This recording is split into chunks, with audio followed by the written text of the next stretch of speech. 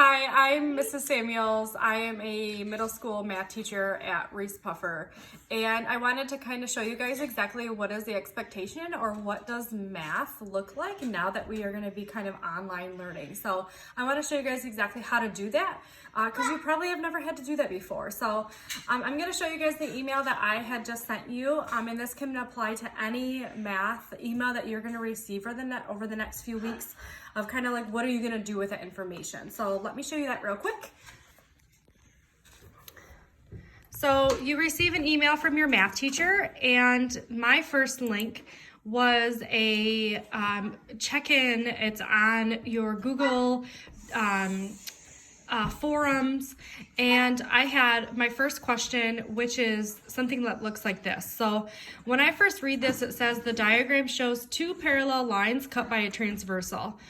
I remember what two parallel lines are, but if you don't remember what the word transversal means, what you should do is click a new tab, go to Google, and type in transversal.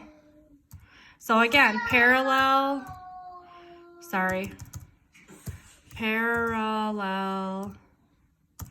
here Eli, can you hold this? Parallel lines cut by a transversal.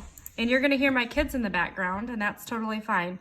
So when you see this, you guys can see, okay, if two parallel lines are cut by transversal, I scroll down and then look at that. I just found a Khan Academy video, and I know that Khan Academy is something that we've worked with in school before. So you can click that and it'll bring you straight to your Khan Academy, and you can watch a video on exactly what that is. Now, because I don't know what the word transversal is, what I should do, here you go, Eli, grab that, is I should make a vocab card of that, because that's something that I don't know. So I'm gonna make a vocab card for myself. Transversal line. And then from my looking that up online, I can then create that on the back. I'm gonna draw a picture of two parallel lines, and I'm gonna say that that's my transversal. Now, if you have index cards at home, that'd be ideal, but honestly, don't go and buy them. Just cut up some regular computer paper. If you don't have computer paper, you can use lined paper, you can use scrap paper, whatever you need to make kind of like a stack of vocab cards. And this is what you should study, like every night before you go to bed. Just grab your stack of words that you didn't know for the day and study those, and then every day you'll have more and more words to add to that. And again, you're gonna hear my kids in the background, they're fine. So if you are not aware on how to actually complete this problem, again, that's how you can watch that Khan Academy video for that.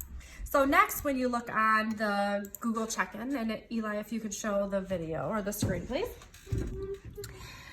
I have this here that says congruence. So if I look at this word congruence, again, maybe I don't know what that is. So I can go to Google. I'm gonna go to Google. I'm gonna type in the word congruence. Congruence.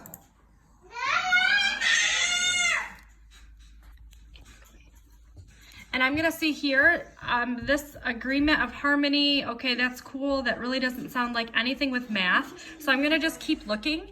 And I see over here, there's some stuff about math. So same shape and size. Hey, that sounds familiar. That's what we did in class. So same shape, same size. So again, I'm gonna create a new vocab card. And then on the other side, I'm gonna have same shape.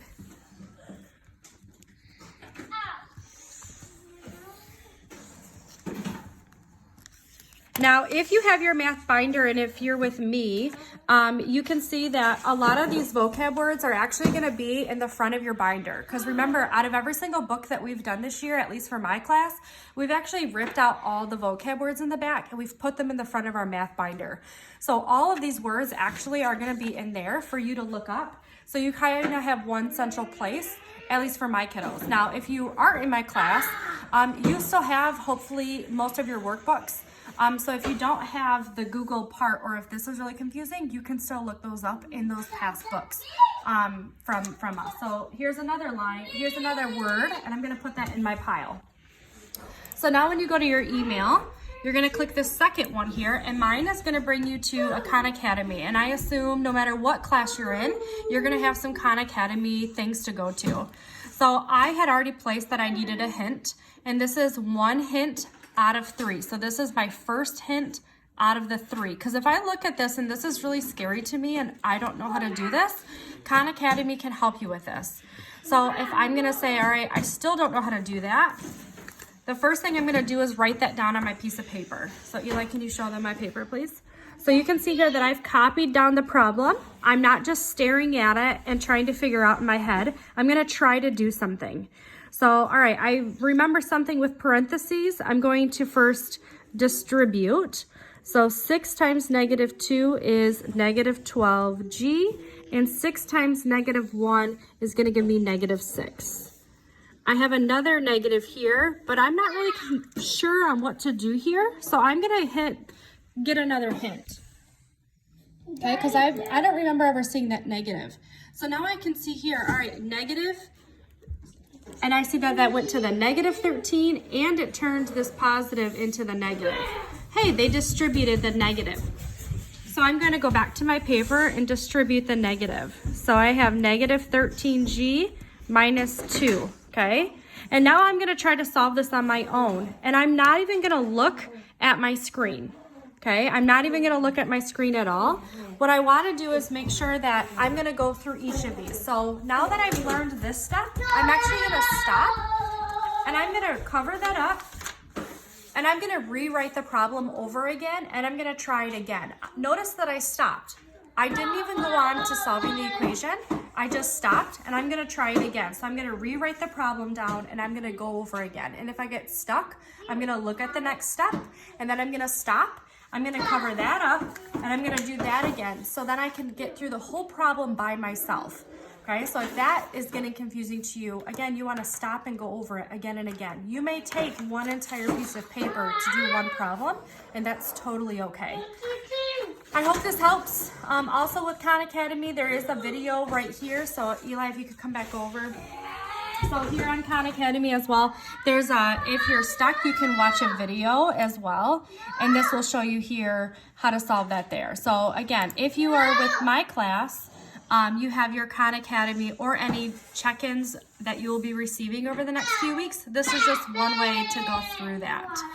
So thank you guys for checking in. I miss you all. I'm super excited to connect with you all online. We are all in a learning curve right now, from how to study online to how we can teach online. But we have a lot of great resources and your teachers are working really, really hard to make sure that you get everything you need for the next week. So thank you so much. Don't mind my kids again in the background. And if you have any questions or need any help, please let me know. Thanks, bye.